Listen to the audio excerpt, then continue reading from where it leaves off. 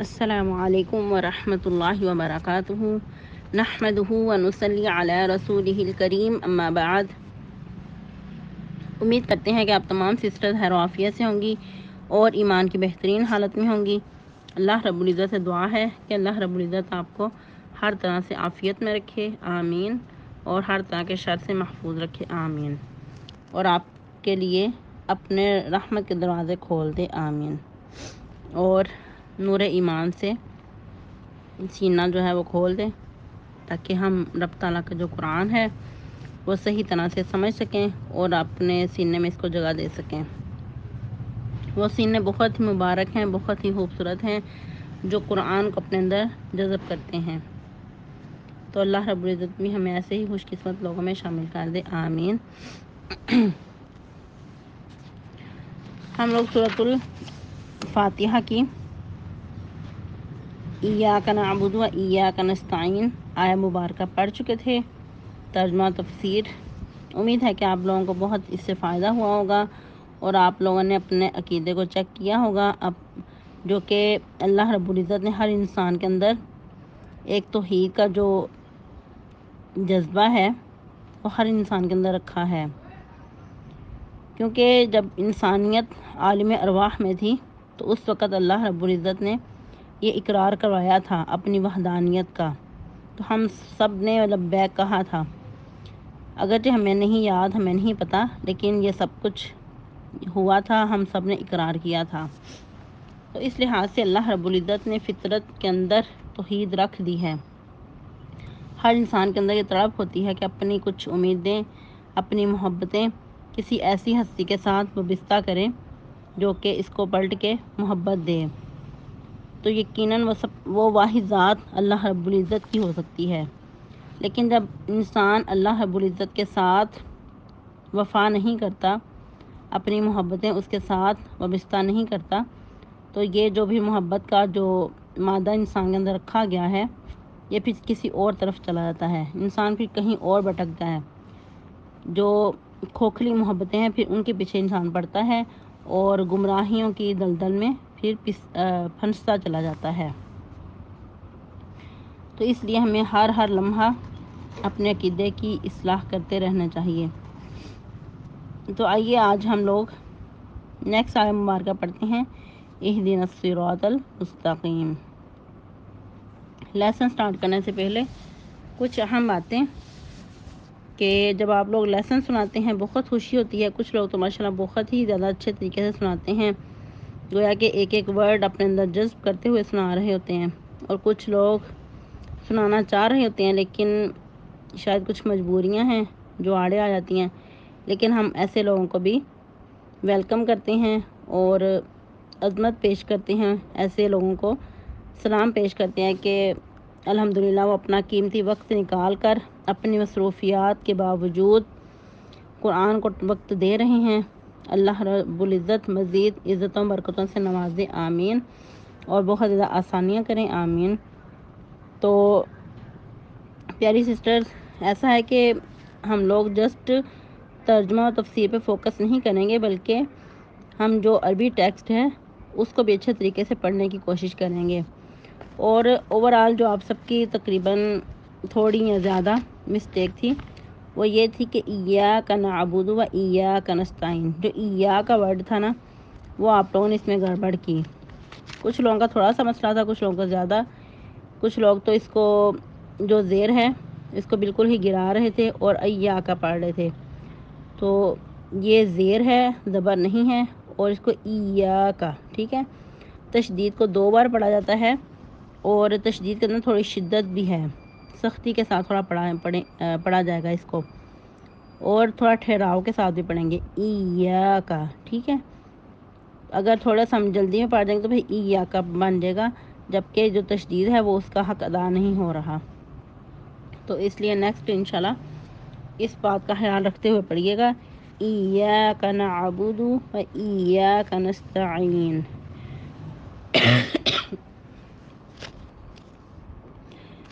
تو نیکسٹ آگے چلتے ہیں، اور اس کے علاوہ ماشاءاللہ آپ بہت بہنیں ہیں اس گروپ میں، لیکن کچھ بہنیں الحمدللہ جن کو یہ سعادت حاصل ہوئی ہے لیسن سنا رہی ہیں، باقی بہنیں کہاں ہیں؟ اتنے جذبے کے ساتھ اگر آپ لوگوں نے یہ گروپ جوائن کیا ہے، آپ لوگ اس قرآن کی طرف آئے ہیں، تو پھر حق بنتا ہے کہ آپ لوگ لیسن یاد کریں اور سنائیں بھی۔ جب آپ لوگ کوشش کریں گے تو انشاءاللہ اللہ راہیں آسان کر دیں گے۔ جیسا کہ ہم نے پہلے بھی یہ آیت مبارکہ پڑھی، والذین جاہدوا فینا لنہدینہم سبلنا وان اللہ لمع المحسنین۔ جب انسان اللہ کی راستے میں کوشش کرتا ہے تو ہو نہیں سکتا کہ اللہ تعالیٰ مدد نہ کریں۔ ان تنصروا اللہ ینصرکم، اگر تم اللہ کی مدد کرو گے تو اللہ تعالیٰ تمہاری مدد کریں گے۔ اس سے کیا مراد ہے کہ اگر اللہ کے دین کی مدد کرو گے، اللہ کے دین کے لیے نکلو گے، تو پھر یقیناً اللہ رب العزت تمہاری بھی مدد کریں گے، اور یثبت اقدامکم، اور تمہیں ثبات بھی عطا کریں گے، استقامت پہ گامزن رہنے کی توفیق عطا فرمائیں گے۔ تو آئیے لیسن کی طرف آتے ہیں۔ آج کا جو ہمارا سبق ہے بہت ہی زیادہ خوبصورت آیت مبارکہ ہے۔ ویسے تو رب تعالیٰ کا قرآن سارے کا سارا ہی بہت خوبصورت ہے، دل کرتا ہے کہ انسان پڑھتا ہی چلا جائے۔ تو آج کی جو آیت مبارکہ ہے، اہدنا الصراط المستقیم، ترجمہ دیکھ لیتے ہیں۔ اہدنا، دکھا ہمیں، الصراط، راستہ، المستقیم، سیدھا۔ با محاورہ ترجمہ، الہی ہمیں سیدھا راستہ دکھا۔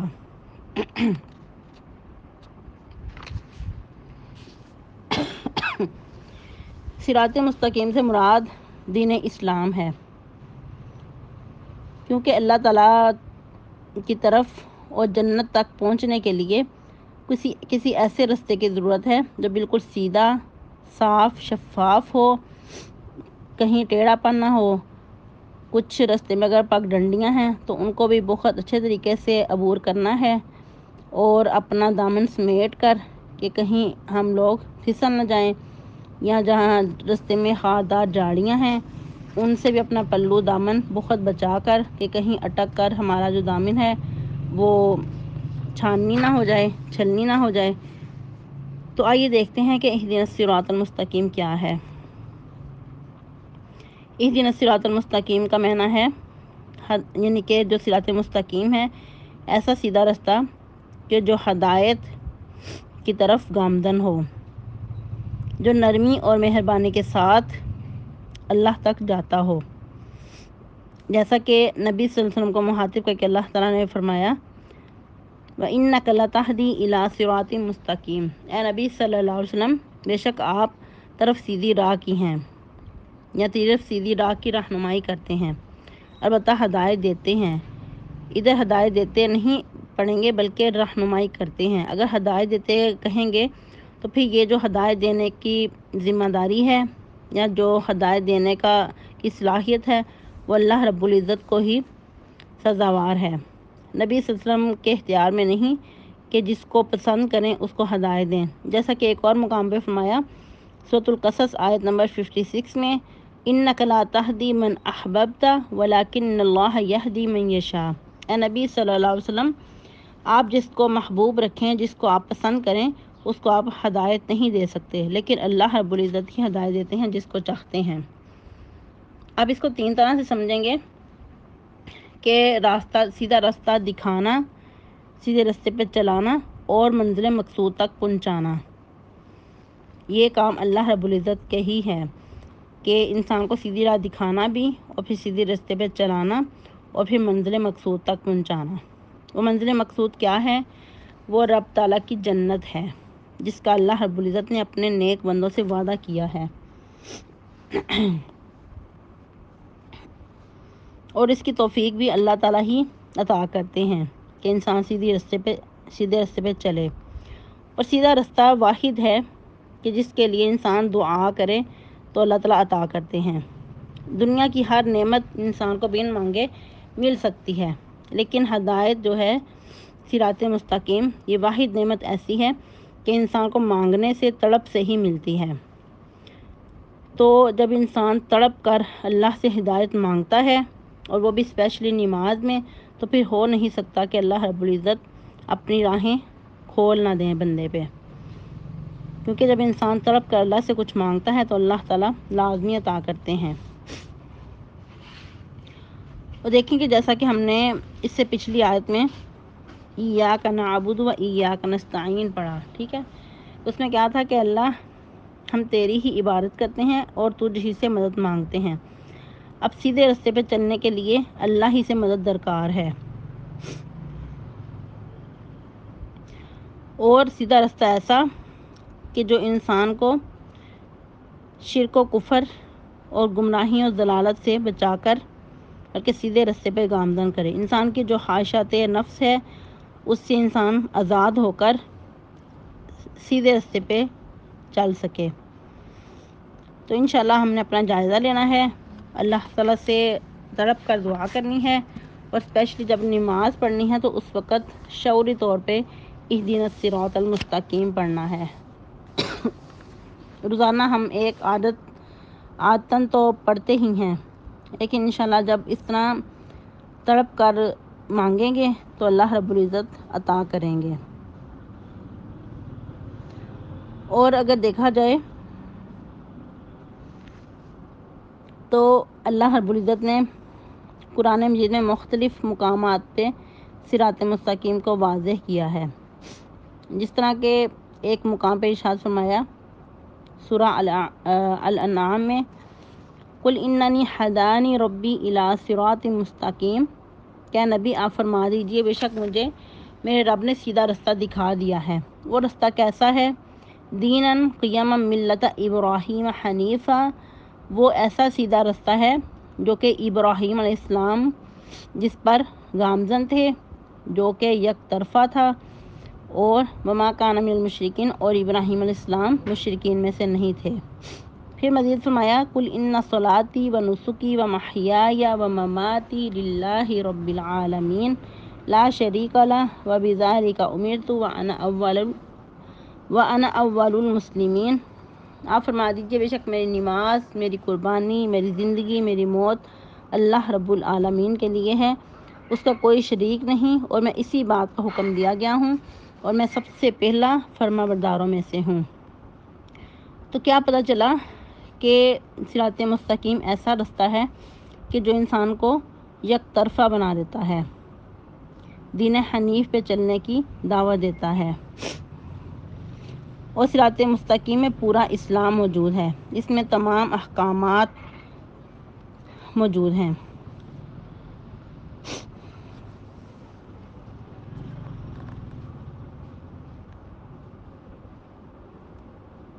اور صراط مستقیم کا اگر انسان مزید سمجھنا چاہے تو قرآن و حدیث کا مطالعہ کرنے سے پتہ چلے گا کہ صراط مستقیم کیا ہے۔ جب ہم لوگ مزید قرآن مجید کا مطالعہ کریں گے، اس کو سمجھ کے پڑھیں گے، تدبر کریں گے، تو انشاءاللہ العزیز مزید اس کی سمجھ آتی جائے گی۔ جس طرح کہ سیدنا نواس بن سمعان رضی اللہ تعالیٰ عنہ فرماتے ہیں کہ نبی کریم صلی اللہ علیہ وسلم نے فرمایا، اللہ تعالیٰ نے صراط مستقیم کی مثال ایسے دی ہے کہ اس راستے کے دونوں طرف دو دیواریں ہیں جن میں کھلے ہوئے راستے بھی ہیں، ان دروازوں پر پردے لٹکے ہوئے ہیں، اور اس راستے کے دروازے پر ایک بلانے والا ہے جو کہتا ہے، اے لوگو تم سب اس راستے میں داخل ہو جاؤ اور ٹیڑھے پان کا شکار نہ ہو، اور ایک بلانے والا اس راستے کے اوپر کنارے سے آواز دے رہا ہے۔ جب کوئی انسان ان دروازوں میں سے کسی کو کھولنا چاہتا ہے تو وہ کہتا ہے، افسوس تجھ پر، اسے مت کھول، کیونکہ اگر تو نے اسے کھول دیا تو اس میں داخل ہو جائے گا۔ سو صراط مستقیم جو ہے وہ دونوں دیواریں ہیں، جو صراط مستقیم ہے وہ اسلام ہے، اور دونوں دیواریں ہیں اللہ کی حدود ہیں، اور جو کھلے دروازے ہیں وہ اللہ کی حرام کردہ چیزیں ہیں، اور راستے کے شروع میں بلانے والی چیز جو ہے وہ اللہ کی کتاب ہے، اور راستے کے اوپر کے کنارے